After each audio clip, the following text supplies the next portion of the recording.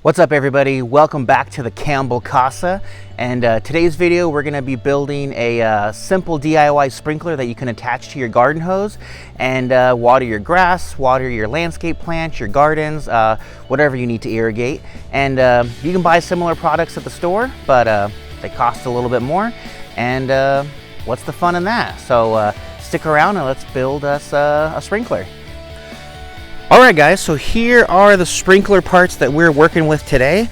I'm going to go over each of these really quickly. I'll attach like a bill of material list or kind of like a shopping list so you can purchase this yourself. But the fun part of a project like this is there aren't any rules. You can build it how you want to build it. So I'm going to show you how I'm going to construct mine and the parts that I'm going to be using. And it's not expensive at all. It doesn't require many tools. Actually, there's only one tool that we're going to be using. And let's get started. So I'm going to move a little closer and take a look at the tool that we're going to be using. And this is it right here. So this is just a PVC pipe cutter. It's a ratcheting cutter. You could use a saw blade. You could use anything really to cut the PVC. But this is a great tool. It has a ratcheting feature, as you can see there. And it'll cut pretty large pipe. I would say probably about up to 1.5 inches or so. Maybe 1.25 inches. But everything we're doing today is with 3/4 pipe. So that's the tool that we're going to be using. What we're going to use to glue it all together is some PVC glue, and this is called Red Hot Blue Glue, and it's a blue colored PVC adhesive, like a pipe cement. And this stuff you can also get a primer for it, but because all of our pipe that we're using is brand new and clean, we're actually going to skip that step and not even use the primer. Then the other thing we have is some Teflon tape. This stuff is real inexpensive, and this is going to be used to seal the joints where we're using threads. So we'll wrap that Teflon tape around the threads, and it'll give us a nice no-leak seal. All right. So, and then here's our sprinklers. So these are just some cheap off-the-shelf little pop-up sprinklers.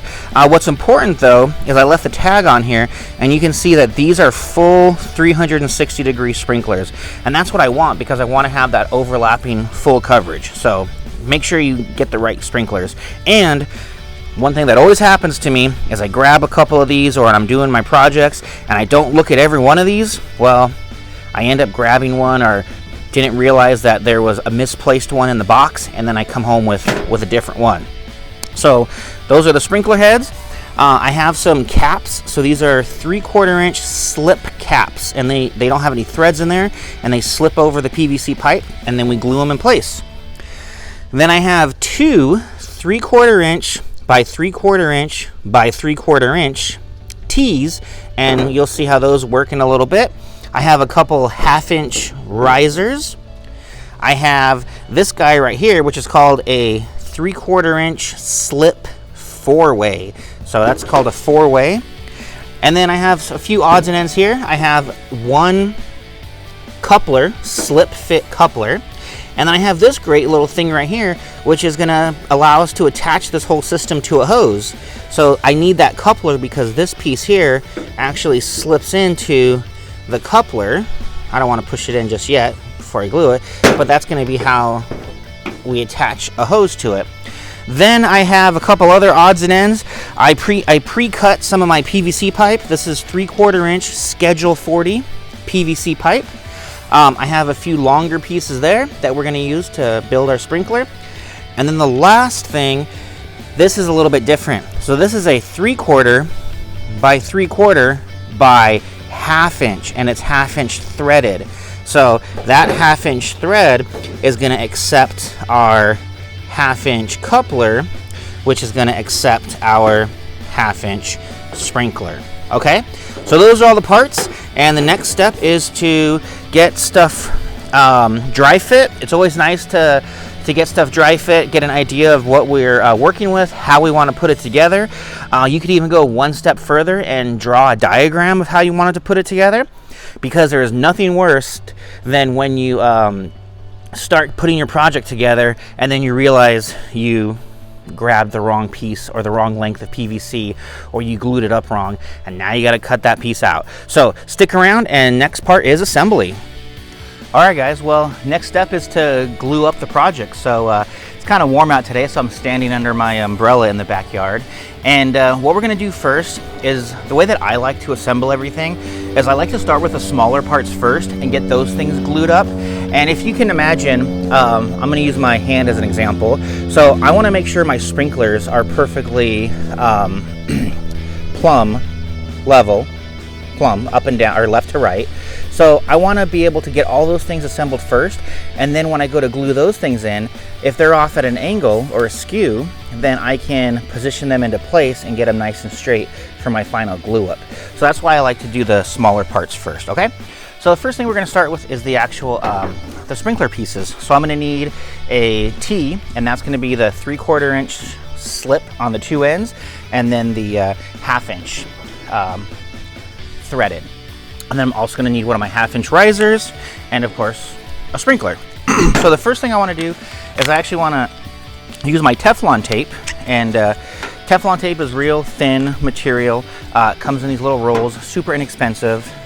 People always have problems using it because they rip a piece off, and then you can see it's like it's real light, and when they rip a piece off, then they try to thread it, and it just makes a mess. So I actually leave it on the spool, and I'll hold it on the spool, and then what I'll do is I'll put it onto my threads where I want to wrap the threads around, and then I can easily wrap the threads with my Teflon tape. And then when I'm ready to pull it off, then I just pinch it off and do the other side.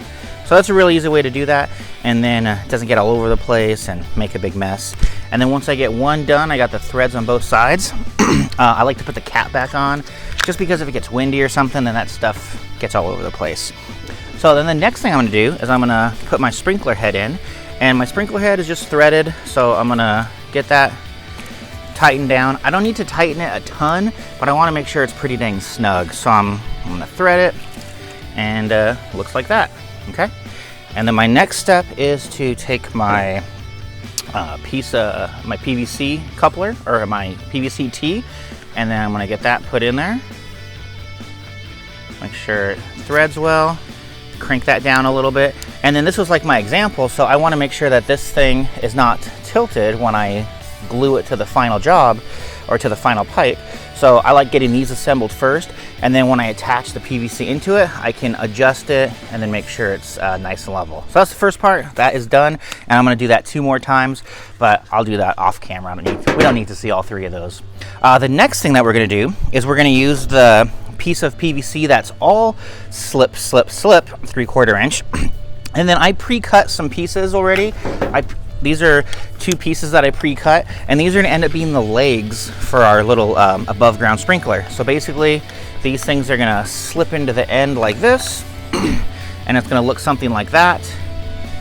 And then I have a couple caps, and we will glue a cap onto each end of that. And I'm going to be making 2 of these, so 2 pieces that look like this. Okay, so I'm going to glue that up right now. So I'm going to start with the center, and I'm using the PVC glue. So sometimes these things are really hard to undo, and a really cool trick is on a concrete or a hard surface, if you just cannot unscrew this thing, tip it upside down, give it a couple good whacks on a hard surface, and then you'll actually be able to open that. What you can't see is I have some butcher paper put down on my table, because this stuff stains. So if you're working on concrete, which I wouldn't recommend, because it just gets into that porous concrete and it really stains it. So work somewhere where if you do drip it, it doesn't make a big mess. Or like what I did is I just put down some butcher paper to make the cleanup easier. So I'm going to take my glue, comes in this little sponge. I'm going to get some glue on the inside of my coupler. I just dripped a little bit, no big deal. And then I'm going to slide my pieces all the way in. And I'm going to do that to the other side too. Slide them all the way in. And I got something like that. Okay? So It's up to your personal preference, but I don't like to put a ton of glue. I like to keep the joints nice and clean. That just shows craftsmanship and you know, taking pride for your work and so forth. And the next thing is we're going to add the cap. So I'm going to get some more glue. I want to put enough on there to cover, but I don't want to put too much on where it's just going to make a big mess. So I got the glue on there, nice even coverage. If it drips, no big deal because I got butcher paper down there. And then I'm just going to put that cap on. And then another thing, if you want to, I'll actually gonna hold it this way because as this glue's drying, if I was to hold it upside down, then I might get some dripping down and then it's not gonna look pretty, you know? So I'm gonna hold that for just a minute and then I'm gonna do the same thing to the other side, all right? And if you ever do this for a living, it really shows, like, it's kind of ridiculous because you're going to be burying it and no one's ever going to see your craftsmanship. But when homeowners come out and they see the quality of work that you do, that's really important because that's how you get that return customer, or that's how you get those positive comments so that you get those referrals. And man, that is the best form of advertisement, is when you get a referral from somebody, because then someone else is speaking highly about you, and that's really what you want, you know? So I got my ends glued up, pretty clean joints. Whoops, I'm dropping it. Oh my gosh.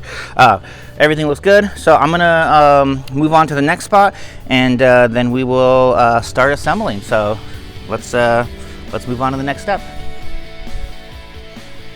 All right, everybody, so I got my smaller parts glued up into sections, basically. So I have my legs, so each one of these are gonna be the legs that keep it stable. I have my 3 sprinkler pieces glued up. And then this piece right here is how I'm going to attach it to the garden hose. So that end right there is going to attach to the hose. And then the last piece is the longer sections of PVC. So I like gluing everything in sections like this, and then I can do my final assembly. And then we'll have a perfectly working sprinkler. So let's get to that. And here we go. So final glue up is done, and you can see we have a nice little above ground sprinkler that we can use to irrigate the grass. So I'm gonna get a hose attached here and we will see how it works. So just a second and let's check it out.